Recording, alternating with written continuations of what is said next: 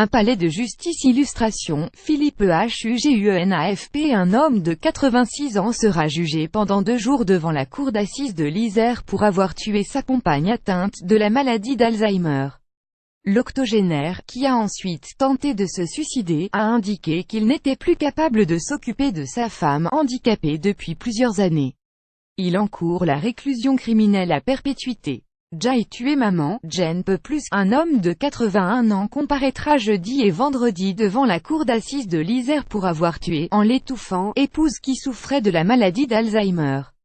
Au matin du 29 octobre 2015, à leur domicile de Fontaine, dans l'agglomération grenobloise, Hubert Rougier s'est levé comme à habitude, tandis que sa femme Nicole, âgée de 81 ans, dormait encore. Mais cette fois, il s'est saisi d'un traversin, l'a posé sur la tête de épouse et s'est allongé dessus pendant plusieurs minutes.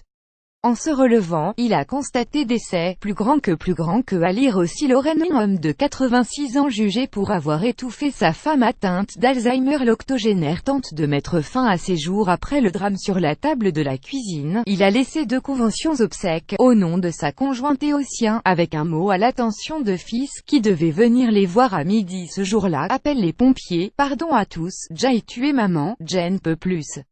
Je vous ai fait beaucoup de peine, c'était la seule issue. L'octogénaire a été découvert dans la baignoire de la salle de bain, conscient mais avec des entailles profondes aux 2 poignets et à la gorge. Entendu le lendemain à l'hôpital, Hubert Rougier, très affecté, a expliqué que sa femme, atteinte de la maladie d'Alzheimer et handicapée depuis plusieurs années, était devenue dépendante de lui et qu'il n'arrivait plus à gérer le quotidien. Elle avait toujours refusé toute aide à domicile. Lui, dépressif et sous traitement, ne supportait plus de constater, chaque jour, la dégradation de l'état de santé de épouse. Nous sommes dans l'irrationnel. Quelques mois plus tard, il a affirmé ne pas avoir prémédité geste qu'il regrettait, sans savoir ce qu'il aurait dû faire à la place.